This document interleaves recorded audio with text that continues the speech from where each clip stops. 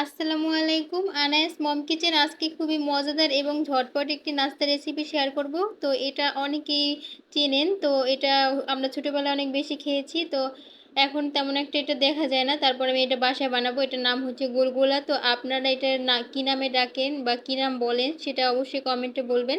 তো এই রেসিপিটি আজকে শেয়ার করব। প্রথমে আমি এখানে হাফ কাপ কুসুম গরম পানি নিয়েছি, চাইলে দুধও নেওয়া যেতে পারে। তারপরে আমি 1 চা চামচ দিয়ে দিলাম ইস্ট। আর কুসুম গরম পানি এখানে ব্যবহার করতে হবে, এতে করে ইস্টটা তাড়াতাড়ি অ্যাক্টিভ হয়ে যাবে।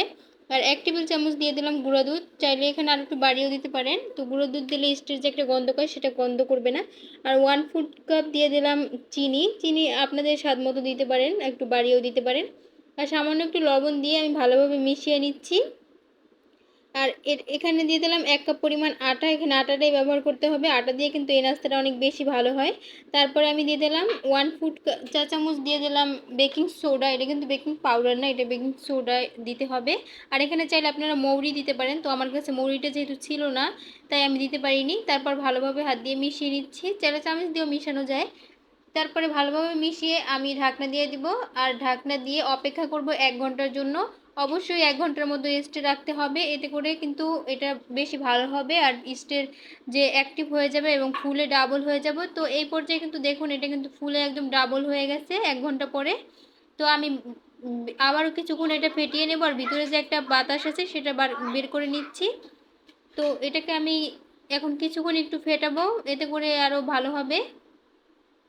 আর আমার এটা মিশ্রণটা অনেক বেশি একটু লিকুইড মনে হচ্ছে, তাই আমি এখানে আরও কিছুটা আটা দিয়েছিলাম। তো সেটা আসলে অফ ক্যামেরায় দিয়েছিলাম। তো আপনারাও যদি এরকম দেখেন একটু বেশি লিকুইড মনে হচ্ছে, তাহলে আরও কিছুটা আটা অ্যাড করতে পারেন। তো আমি আরও কিছুটা আটা এই পর্যায়ে অ্যাড করেছিলাম।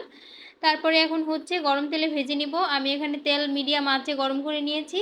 আর এই পর্যায়ে আমি এভাবে করে দিয়ে দিচ্ছি। তো আপনারা যদি এরকম ছড়ানো পাত্র নেন সেক্ষেত্রে কিন্তু একসাথে অনেকগুলো করে ভাজা যায়। আর যদি কোনো ছড়ানো পাত্র না নেন সেক্ষেত্রে অল্প অল্প করে দিয়ে ভাজতে পারেন। আর এগুলো কিন্তু ফুলে একদম ডাবল হয়ে যাবে, তাই অবশ্যই মানে একটু ছড়ানো পাত্রই ব্যবহার করার চেষ্টা করবেন। আর অবশ্যই ডুবো তেলে ভাজতে হবে, তাহলে এটা কিন্তু পারফেক্ট হবে। তো আমি সবগুলো দিয়ে দিলাম, দিয়ে মিডিয়াম আঁচে আমি পুরো এটা ভাজবো। কারণ বেশি আঁচ বাড়ানো যাবে না, তাহলে এটা তাড়াতাড়ি কালার চলে আসবে এবং ভিতরে কাঁচা থাকবে। তো আমি বারবার এবার উল্টে দেবো, এতে করে কিন্তু চারপাশে সুন্দর একটা কালার আসবে। হালকা হাতে শুধু একটু নাড়তে থাকবেন আর বারবার উল্টাতে থাকবেন।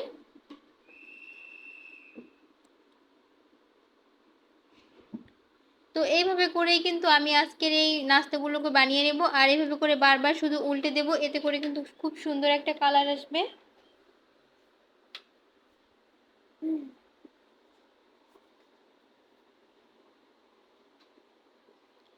দেখুন এই পর্যায়ে কিন্তু অনেক সুন্দর একটা কালার আসছে। তো এই পর্যায়ে আমার রান্নাটা মানে এই পর্যায়ে আমার নাস্তাগুলো পুরোপুরি ভাজা হয়ে গেছে। তো আমি এগুলোকে তুলে নিচ্ছি।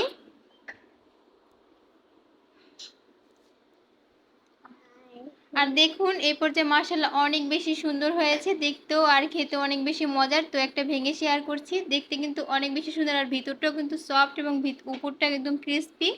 তো আশা করি ভিডিওটা ভালো লাগছে, ভালো লাগলে চ্যানেলটা সাবস্ক্রাইব করবেন।